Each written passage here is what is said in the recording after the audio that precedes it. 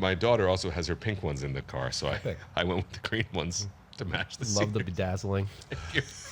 I'm very bedazzled. All right. Come on. This is serious business. Yes. This is a podcast.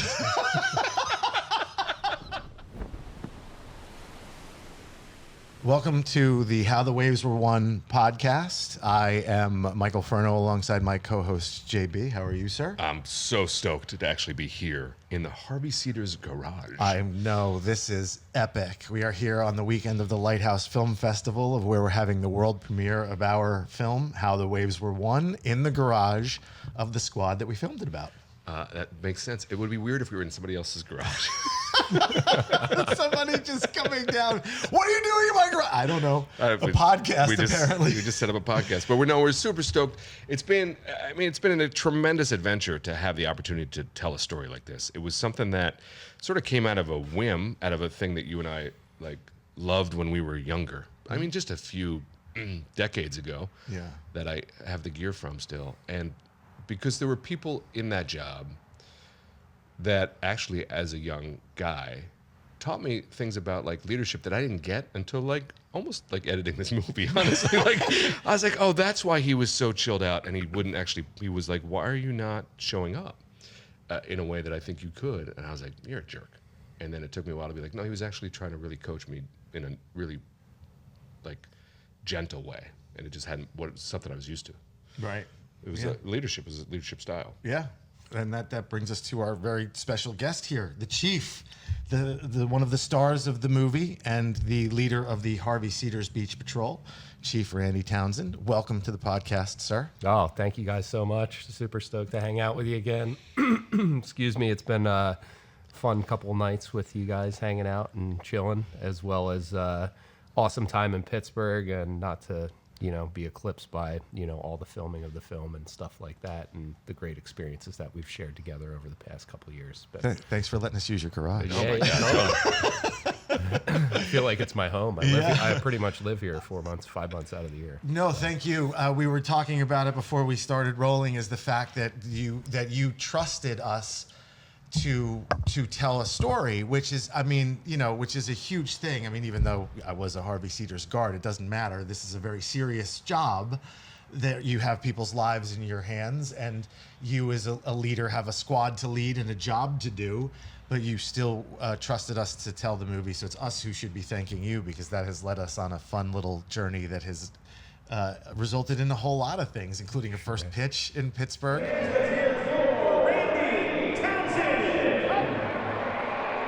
Yeah. And a movie that's going to be debuting tomorrow.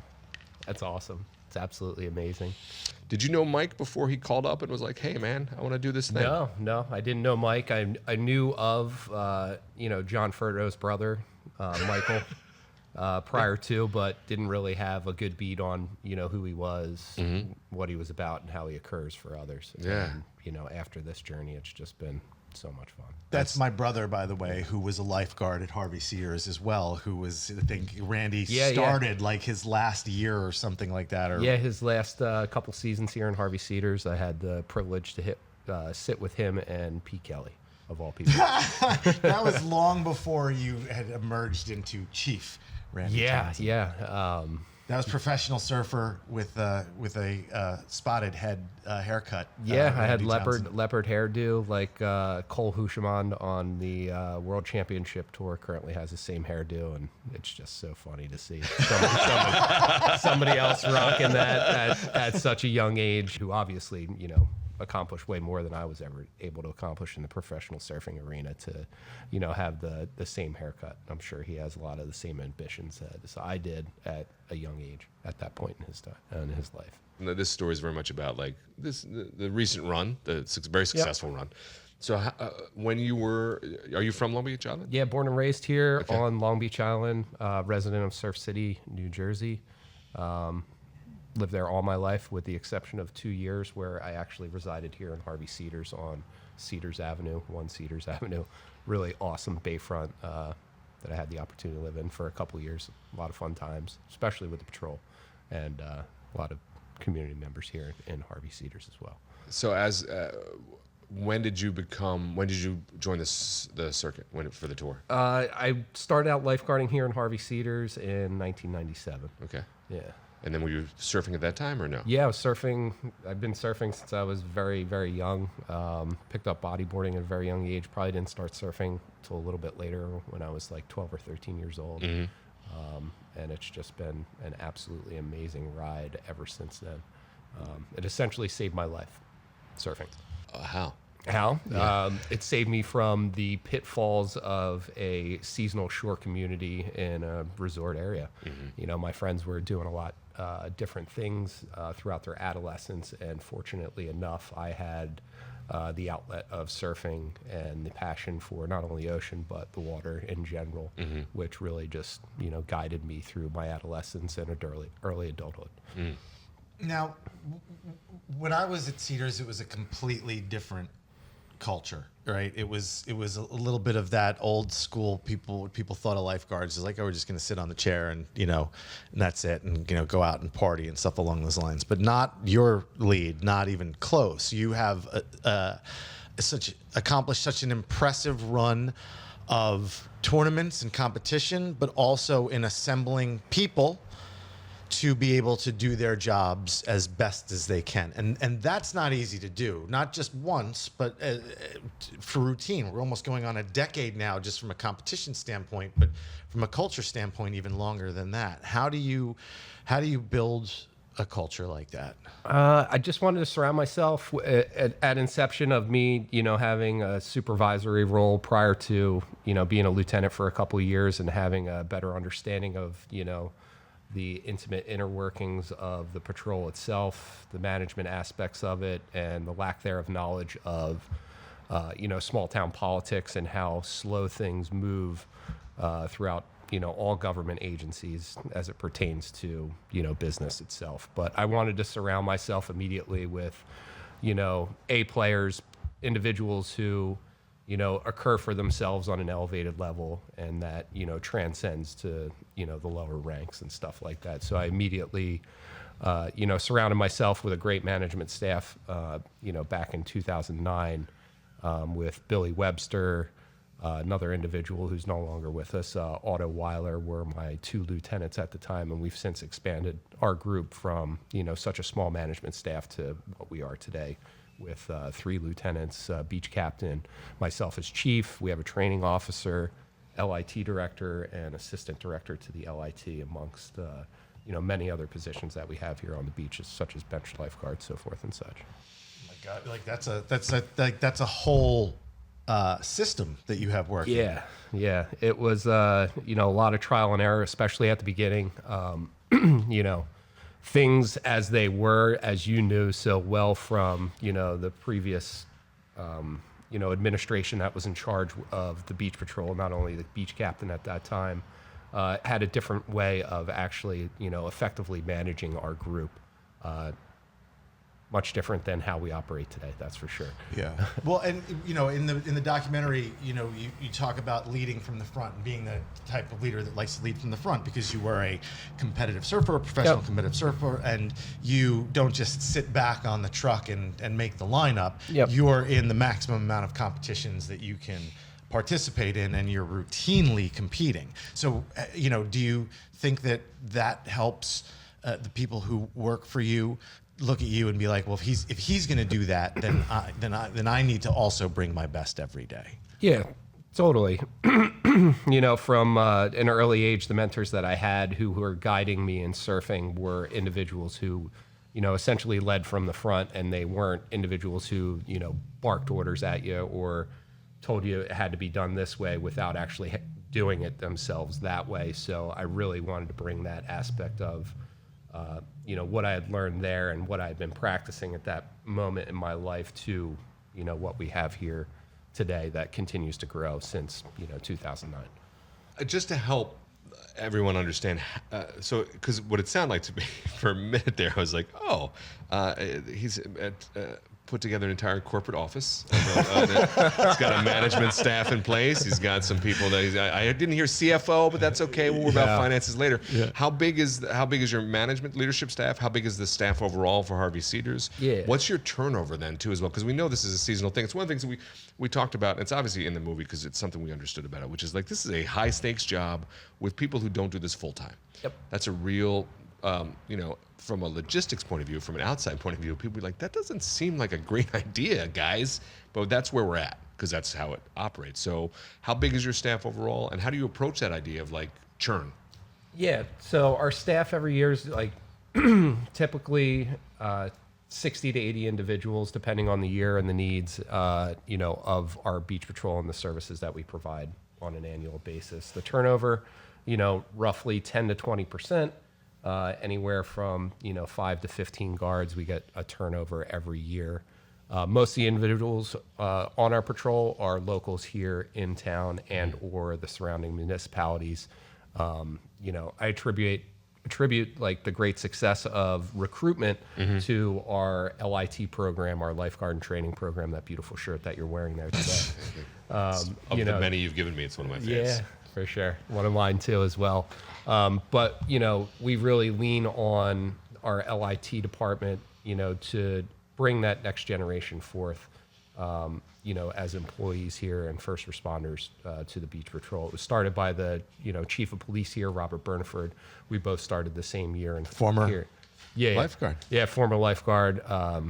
He started our LIT program, I believe it was back in 2004, 2005. But it started out with, just a handful of kids, and now it's grown to, over 100 attendees annually on an annual basis. That's awesome. Yeah.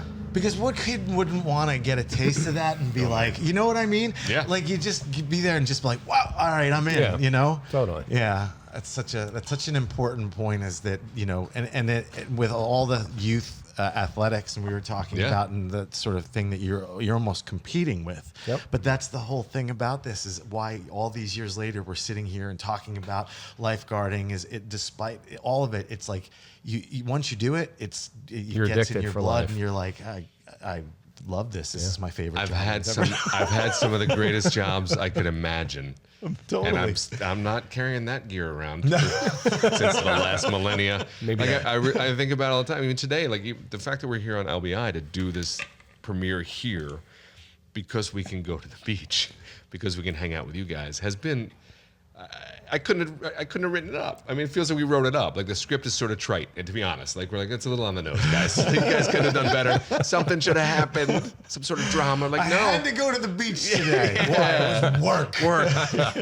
And it's I don't know. It's just it's phenomenal, and you've obviously made a life out of that as well. And I guess I'm sort of curious about like how conscious you have been of those choices, and if there were moments if there were pivot points you were like maybe this isn't the right thing, or has it always been like, you know what, this is the thing? No, it's always been the ocean and anything that has been,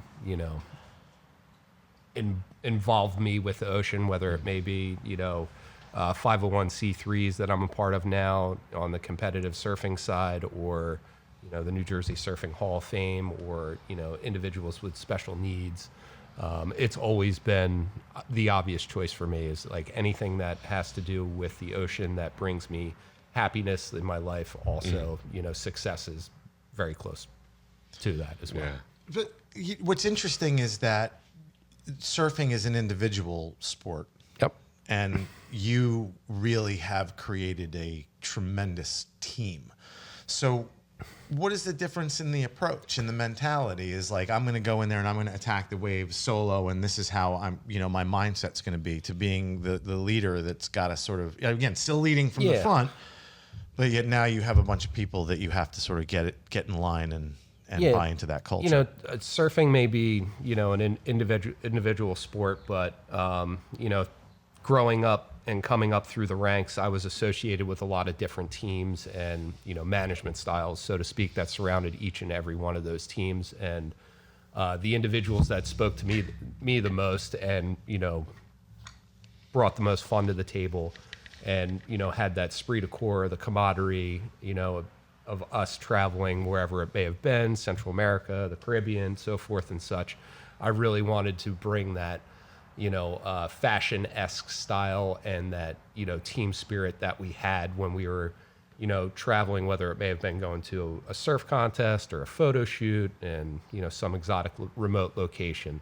The lessons that I had learned along the way in operating in that type of industry and how difficult it was for me to be a success, especially coming from, a state where essentially we're marked as having very little surf or very cold water or not producing, sufficient surfers for, the qualifying series or the championship tour or whatever it may have been. I wanted to, break through that barrier and be that success.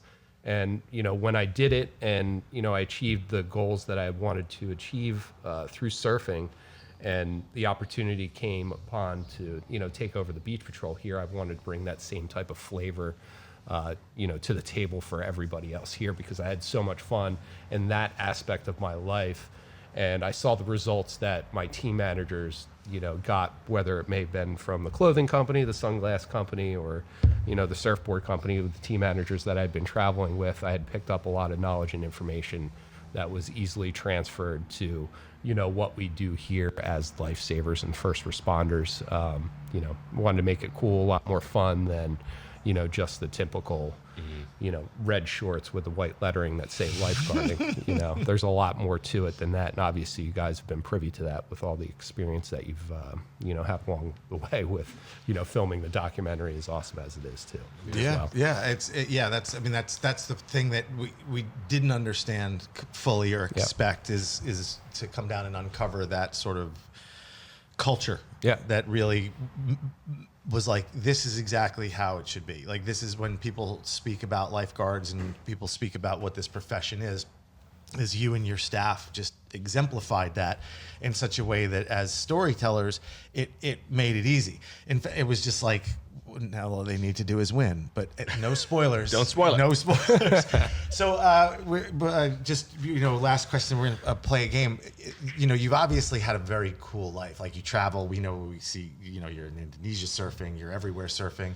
That's not so bad. You get to work on the beach and everything along those lines. But how has your experience been, even though tomorrow is really the first time that the public is going to see this movie? Yep. How has your experience been so far, like being a part of this whole process? Yeah, it's an emotional roller coaster. Obviously, you guys have been, privy to it firsthand. You've seen me at my highs, my lows, and in betweens across the board, whether it may be, operationally, here with the Beach Patrol, things I have going on in my personal life, and any outside influence. It's just been absolutely amazing. I've, worked with other individuals, other filmmakers or other amateur filmmakers, but this by far has been, top notch across the board, 100% all the way. It's been an absolute pleasure, not only working with you guys, but, getting to know you guys more intimately, spending time with you. It's just been, I feel like we've known each other all of our lives. We have fun. We do. We do. We have a good time. Just like our crew, we have a lot of fun too. Yeah, if you're listening or watching, it's really fun. You should try this. Definitely. I think it's the thing that you've in that teamwork part of it, it's that same vibe, which is like the goal. If you're all rowing the same way, no, not to beat it to death, but like it goes a lot better. Totally. And if you can be teammates, Especially if you have somebody standing behind going, stroke. Yeah, no, that's super helpful. Totally. But I'm just saying, but as you guys, you're still training every day. Like it's no joke. And we saw you and Jenna today on the beach, just rowing right past us. And it's the part that's the challenge, which is like we've distilled this thing to 35 minutes, and it's not. It's years of work. It's really all the things you talked about, generational choices of team building that leads to those things, and it's hard to tell that story compellingly, and I think you help bring it by being here with us, and thanks for that, because it's straight from the source. Love to hear how you lead that way, and I think you probably do have a corporate an outline that you could probably propose to be people. All right, Pat. Here's I want to bring this system. It hasn't been like an utter complete success from the beginning. There was a lot of hard work that was put into it, a lot of failures too that I learned a lot from. But when I first started, like my first year, I at the end of the season, I was like, oh man, It's like I bit off more than I could fucking chew. I really did. I was juggling a lot, you know, working multiple jobs, you know, and we all know how we are when we're in our late 20s, early 30s, you know, looking to settle down, so forth and such. Life choices are really sneaking up on you and making themselves very, very apparent in your life. And, you know, I couldn't have done it by myself. I tried to the first year, honestly, and it just was an utter failure. Not a complete and total failure. We were way more successful than we had been in the history of me ever, you know, remembering any lifeguard races or anything from the time I started back in the late 90s. Oh, we were terrible. Yeah, we were the Bad News Bears. We were terrible. I swam the line pull and the rowboat rescue. Yeah. That's how bad it was. Is that I competed? That's not a good. That's not a good team. So no, that's not a good team. And just for those that don't know, because I think it's so important to hear those things out loud. So that was it. It was not everything worked out, but you tried stuff, and some of it didn't work. So how long ago was that? To now. That was 2009. So we're looking at like I can't do the math that fast. 14 years. Yeah. Okay, thank you. But I think it's really, I really think it's important that we're in a phase of like culture that's like, did you succeed this quarter today? Where's your win today? Like, Right. You have to be able to like try. Yep. And it might not always work out, but then if the goal is further out, you can get there. That's awesome. A lot of fun, and I attribute the success to the individuals that were on the patrol at that time who offered a lot of insight. You know, there's other individuals, one of whom you're going to be interviewing here, or two, if not Jenna too, as well. Who had a lot of insight and input onto how to effectively manage our group as a whole. And I'd be lost without them. Ryan Corcoran, Nate Castiello, Jenna Parker, just to name a few, have been key essential components of the success of this patrol here, 1,000%, because it really takes a village. I can't be everywhere at once at all whatsoever, nor am I trying to be, but just trying to make it happen for everybody. That's awesome. And all those people are going to be immortalized come tomorrow in dun, dun, dun, dun. Yeah, it's forever. It's world great. premiere. Yeah, world premiere, baby. Here we go. All right, we're going to play a little game with you that we like to call red flag, yellow flag, green flag. So to explain it, obviously red flag is a big hard no, don't go in the water. Get off the beach. Yellow flag is, well, we get a swim, but kind of like right here. And green flag is wide open, yes, absolutely. I guess we started with the fact, or talked a little bit about the fact that you are a professional surfer. We're going to talk about your favorite surf spots here. So red flag, yellow flag, green flag, these three surf spots. Shoals, the wooden jetty, or Holyoke. Wow. Tough choices. Yeah. Jeez. That's the game. How'd you guys pick all those three spots? How'd you know? Research. We do hours and hours Oh, man. of research, which No, your team just sold you out. That's good. cool. Just That's right cool. down They know where I go. Yeah. yeah. Green flag right out of the gate, like my favorite place on earth, my happy place is the wooden jetty. Yeah. So I could I could live down there in the dune in a small tent like Sean Noel did. Working on the Harvey Cedars Beach Patrol up on 83rd Street for a couple summers prior to my me being in charge of it, for sure. Yellow flag. Yellow flag's Holyoke. Because it's, I'm passing by there, heading down to Wooden Jetty. It was a spot I surfed prior to absolutely falling in love with Wooden Jetty since they put in the new metal groin down there and the beach replenishment and all the sand that's been going down there. It seems like every time they come in and pump sand, the place just gets better. It's like a wave you draw on your school notebook. Oh, that's cool. Yeah, when it's on. And then red flag for a number of reasons. It's a long walk out to check it. That's just one of them. Not the number one reason would be, the shoals in Barnegat Light. Although I do love that wave. It's a love-hate relationship for me, at least anyway, without getting into specifics. But I think you guys know where I'm going. That's a surf report that I can't mind. That was a broken down one. That's really spectacular. Our next red flag, yellow flag, green flag. I don't know if you're familiar with this, but Long Beach Island is a bit of a tourist spot. Just a little. Just a little bit. Yeah. There are some major areas from which you draw tourism. So red flag, yellow flag, green flag. These three areas of tourism, and the tourists that come from there. New York City. Philadelphia, Northern Jersey / rest of the world. Northern Jersey / rest of the world. Northern Jersey and Sweden. Yeah. I would have to say green flag, Northern Jersey, rest of the world, because they're the most respectful. Because it's like when they come down here, they're walking on a different planet, especially if you're heading to the north end of Long Beach Island. I like to divide the island into two sections: the haves on the south end and the have-mores on the north end. If you get to experience the haves, and then you come up to the north end and you experience the have-mores, and you go to one of the beaches up here, it's just a complete mind-blowing experience. I mean, you guys are up on the beach today in Harvey Cedars. It's beautiful. It's a beautiful day. I mean, there's some people up there, but not many. It's very nice. It's very quiet still. I guarantee if you went down to the haves section of town, there would be a lot more people, a lot more riffraff, and it would definitely be packed and not as well respected by the individuals. All right. Okay. So that's green flag, North Jersey. Now we still need a yellow flag. And a red flag for Philadelphia and New York City. Oh, man.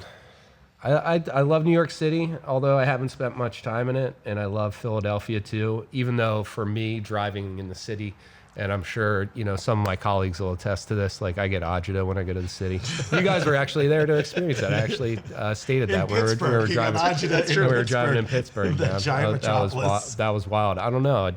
That'd be a toss-up, a very, very hard toss-up. I would say yellow flag, PA, red flag, New York. All right. Okay. Solid. Okay. I think. I can't read your handwriting, so you have let's to wrap it up. Yeah. Let's wrap it All up. right. So as you've said, it's not a full-time job. You have other jobs. Yeah, I do. You're in finance. I am. So start bench type these 3 types of mortgages. Red flag, yellow flag. I'm sorry. Red flag, yellow flag, green flag. These 3 types. Did of you mortgages. say start bench I finally cut? said it. I finally said it. a-hole. All right. I got there. MFK. Yeah, right. Maybe. Adjustable rate, fixed 15, 5-1 arm.